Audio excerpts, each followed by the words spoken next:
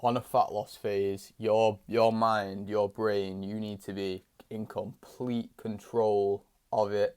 Your mind needs to align with what you want in your heart.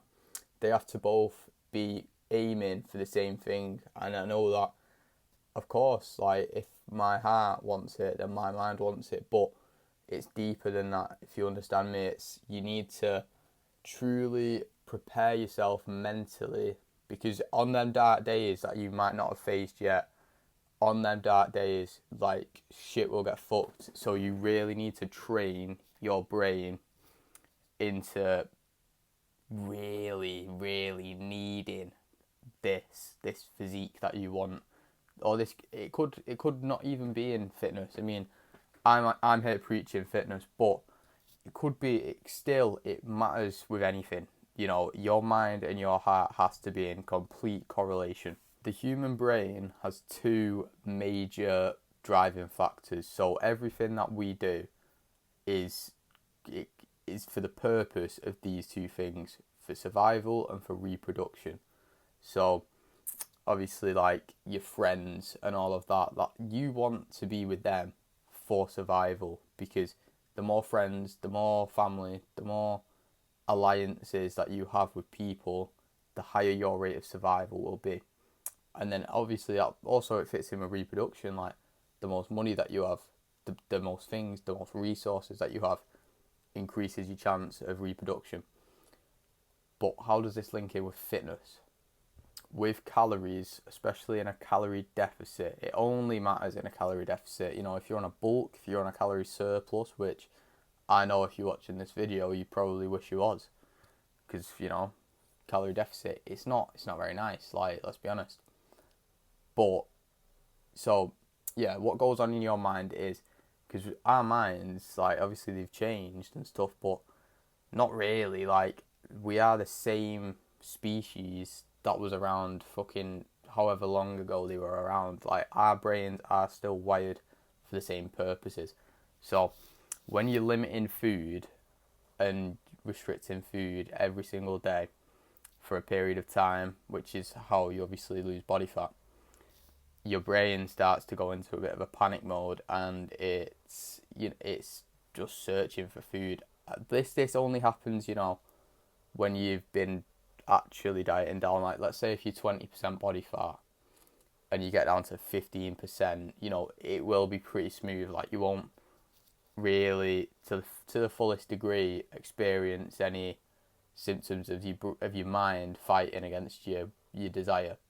But it's when you try and get down from like 15% to the 12%, and then the 12 to the 10, and just, I mean, I wouldn't be going anywhere lower than 10% personally, because I'm not bodybuilding. But you know, for the bodybuilders, natural bodybuilders, shit, I bet it's so hard. Like, I bet the brain fights every single fucking minute of the day. At the start of your dieting phase, and you know, whilst you've still got a decent bit of fat to lose, your leptin levels are high because you've got energy, you've got stored energy.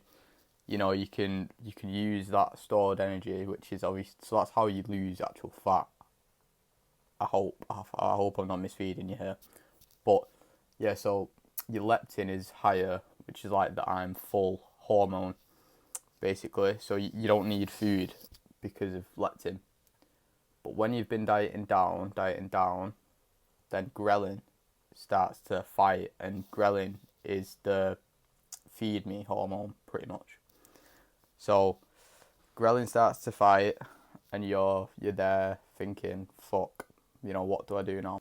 This is when it gets challenging. Like this is when your mind and your desire really need to be in you know, fucking perfect correlation, because if it slips up and you know, ghrelin is knocking, banging on your door, screaming on your door, begging for food, or it won't ever be to that extent, to be honest. Like it won't. It'll just be a lack of discipline if you ever do fuck it up. Really, like unless you're being crash dieting, if you've been doing it moderately in the correct way, then it shouldn't ever get to a point where you are, you know, on the verge of tears, like desperate for food, desperate. But it can happen, so this is why you need to train your mind to, be your best friend. Like, your mind is the only thing that you have control of, and if you can't control your mind to get you to where you need to be, or where you desire to be, where you want to be, it's not where you need to be. You don't need, because half of the fucking population is not. Like, most of the population are not in good shape, so it's not like you need to be there.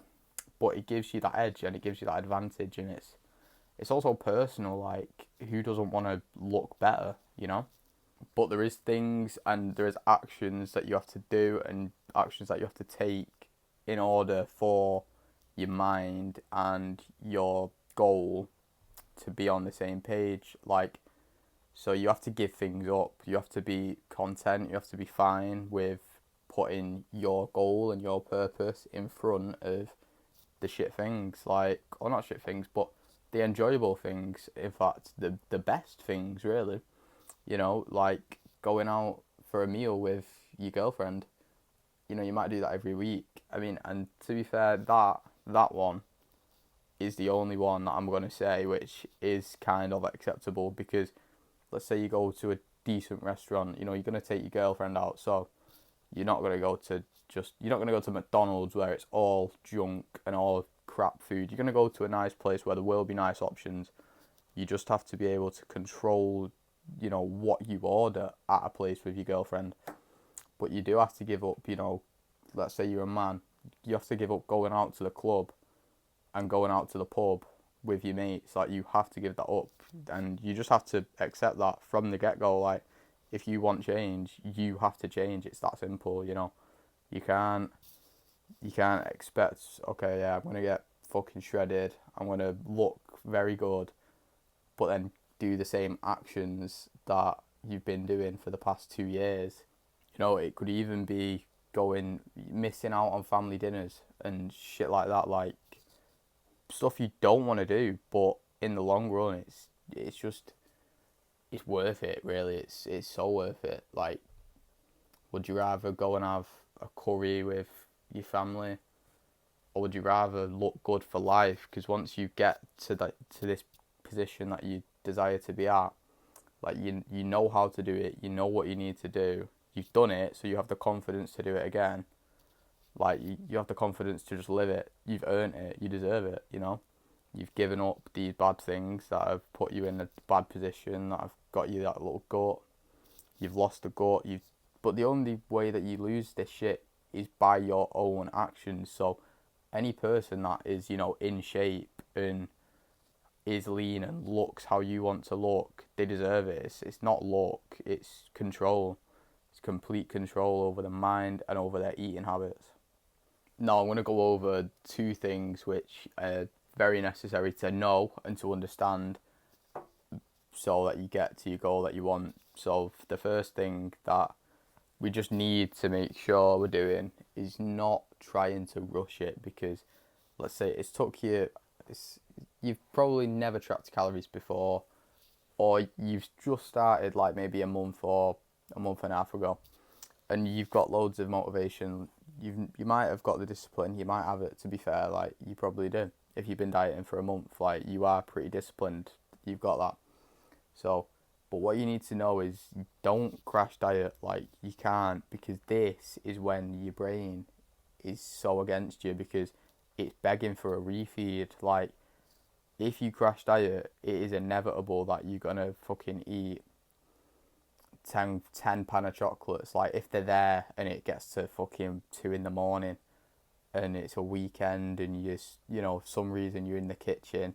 I mean, we know why you're in the kitchen, because you fucking walked there, because it was your choice. You know what I'm saying? So, but if you're in a moderate calorie deficit, 4 to 700, anywhere in between that range, of your choice. It depends if you want to go hard.